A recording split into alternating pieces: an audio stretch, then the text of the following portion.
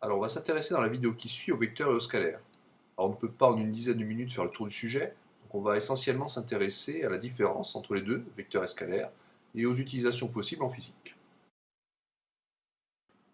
Alors, qu'est-ce qu'un scalaire? En maths, c'est un nombre, tout simplement. Donc, par exemple, 3, 5, 112, c'est des scalaires. Racine de 2 ou pi aussi. Alors, certaines grandeurs physiques, c'est-à-dire des choses que l'on peut mesurer, s'expriment avec des scalaires. Alors prenons par exemple deux points dans l'espace, un point A et un point B. On souhaite mesurer la distance entre ces deux points. Cette distance va se mesurer à l'aide d'un scalaire, auquel on va rajouter une unité. On parle de grandeur scalaire. Alors d'autres exemples de grandeur scalaire en physique, par exemple ici une température, 23 degrés Celsius, ou encore une intensité, 0,35 ampères. Voilà, donc un seul nombre suffit pour représenter une grandeur scalaire. Mais certaines grandeurs sont un peu plus compliquées, et un seul nombre ne suffit pas pour les décrire correctement. C'est le cas par exemple des vitesses. Dire qu'une voiture roule à 50 km/h, ça ne nous donne pas toutes les indications sur sa vitesse. Dans quelle direction est-ce qu'elle roule? Dans quel sens? Est-ce qu'elle va vers Paris, vers Marseille?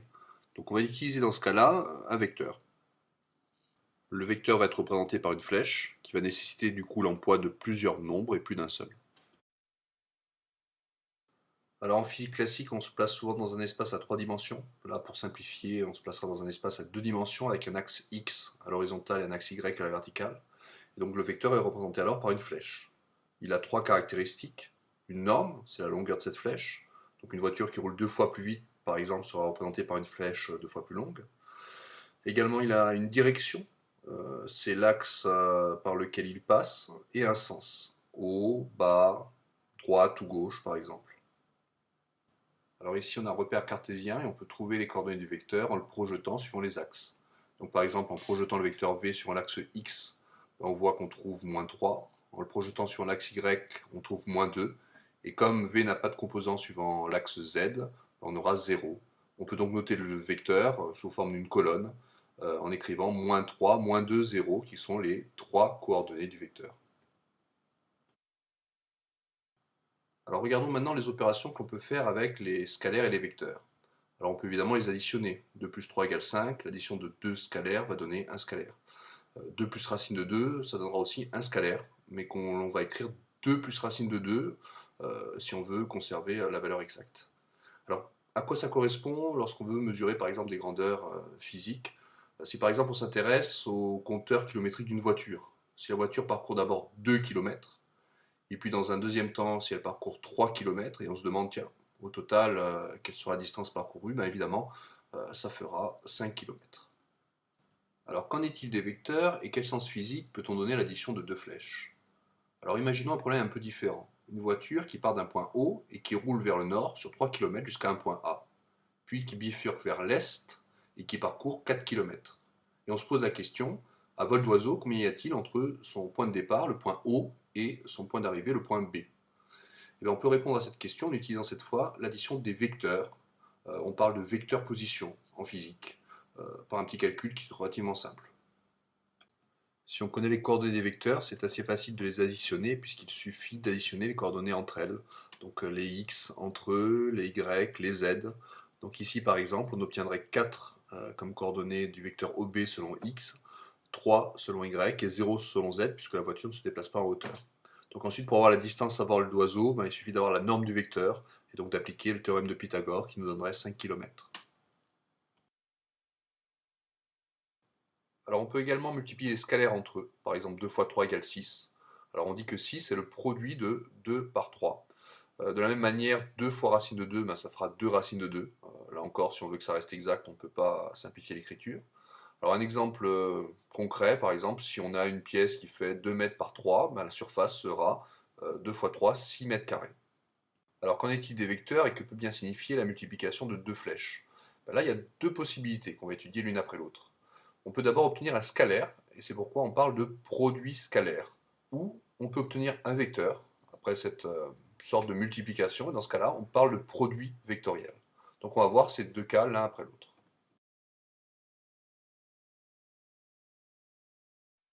Alors qu'est-ce que le produit scalaire? On le note tout d'abord avec un point entre les deux vecteurs. Si on veut le calculer d'un point de vue géométrique, Prenons par exemple un vecteur A de coordonnées 0, 3, 0 et un vecteur B de coordonnées 2, 2, 0. Il suffit de prendre la norme de A et de projeter B suivant le vecteur A. La projection de B ici fait 2, on fait le produit, 3 fois 2, et on trouve que le résultat du produit scalaire est 6. Donc 6, c'est le résultat du produit scalaire du vecteur A par le vecteur B. On peut remarquer que le produit scalaire est commutatif, c'est-à-dire que A scalaire B revient au même que de calculer B scalaire A. On pourrait donc projeter également le vecteur A sur B. Une petite relation géométrique qu'on peut retrouver assez facilement montre que le produit scalaire, c'est la norme de A fois la norme de B, cosinus alpha, où alpha est l'angle qu'il y a entre les deux vecteurs A et B. Ici, la norme de B ferait, sur la calcul, racine de 8, et on se rend compte effectivement que 3 fois racine de 8 fois cosinus de 45 degrés, qui est l'angle alpha dans ce cas-là, ça donne bien 6. Alors si on connaît les coordonnées cartésiennes des vecteurs, le calcul est encore plus simple. On multiplie les x entre eux, les y entre eux, les z entre eux, et on obtient le résultat du produit scalaire. Donc là, 3 fois 2 pour les x, plus 0 fois 2 pour les y, plus 0 par 0 pour les z, et donc on obtient bien 6. Exemple d'utilisation du produit scalaire en physique. Par exemple, une voiture qu'on souhaite pousser d'un point A vers un point B. Donc AB représente un vecteur, c'est le vecteur de déplacement. Donc pour la pousser, on va exercer une force derrière la voiture. Si cette force est parallèle au déplacement, dans ce cas-là, c'est là qu'on sera le plus efficace. Donc ça se mesure, c'est avec un produit scalaire, on appelle ça le travail de la force au cours du déplacement. Donc le travail, c'est le déplacement scalaire la force. Si au lieu de pousser bien suivant la direction de déplacement, on pousse dans une autre direction, on se rend compte dans ce cas-là qu'on est moins efficace, que le produit scalaire est plus petit, que le travail est moins bon. Il y a moins d'énergie qui sera apportée à la voiture. Alors une autre opération possible, c'est le produit vectoriel, qui cette fois va donner un vecteur. Alors on le note avec un petit symbole multiplication entre les deux vecteurs. On peut aussi trouver quelquefois un accent circonflexe. Alors d'un point de vue géométrique, ça va être un peu plus compliqué. On va reprendre les deux vecteurs précédents, A et B, qui sont dans le plan, et cette fois on va obtenir, en effectuant le produit vectoriel, on va obtenir un vecteur, et plus un scalaire. Donc ce vecteur va être à 90 degrés à la fois du vecteur B et du vecteur A. Donc il va sortir du plan, il va même être orthogonal à ce plan. Alors la norme de ce vecteur, c'est-à-dire la longueur de la flèche, va correspondre à la surface du parallélogramme qui est formé par les deux vecteurs A et B. Donc un petit calcul encore de trigonométrie pourrait nous donner cette norme, que la norme, c'est-à-dire que la longueur de la flèche. Donc ça donnerait A fois B fois sinus alpha, où alpha est l'angle entre les vecteurs A et B. Donc là, le calcul donnerait 6, par exemple. Donc on sait que c'est une flèche qui aurait une longueur de 6 et qui serait à 90 degrés de A et de B. Ensuite, ça c'est pour la direction et pour la norme du vecteur. Pour le sens, est-ce qu'on va aller vers l'avant ou est-ce qu'on va aller vers l'arrière? Ben, ça c'est donné par une autre règle, la règle de la main droite. Je ne rentrerai pas dans les détails. On dit aussi que c'est direct, on a un trièdre direct. On reverra ça sans doute plus tard. Alors pour le calcul à partir des coordonnées cartésiennes, c'est également un peu plus compliqué. Mais il n'y a que des multiplications et des additions. Alors appelons par exemple x1, y1 et z1 les coordonnées du premier vecteur. x2, y2 et z2, celles du deuxième vecteur. Donc on va un peu croiser ces coordonnées. Pour trouver la coordonnée x du vecteur c, donc le résultat du produit vectoriel de A par B, on va multiplier y1 par z2 et on va soustraire le produit z1 fois y2. Ensuite, pour trouver la coordonnée y, cette fois, on va multiplier x2 par z1 et on va soustraire le produit x1, z2. Et pour trouver la dernière coordonnée, la coordonnée z, on va multiplier x1 par y2 et on va soustraire y1 fois x2. Et là, on aura les coordonnées de notre nouveau vecteur, donc on a le produit vectoriel du vecteur c.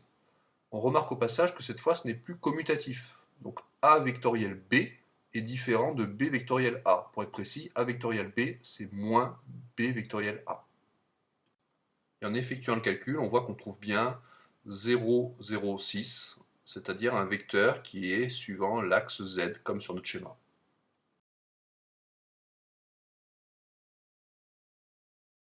Alors un exemple concret d'utilisation du produit vectoriel en physique, par exemple, on souhaite dévisser un écrou qui se trouve en un point O et on va utiliser une clé à molette.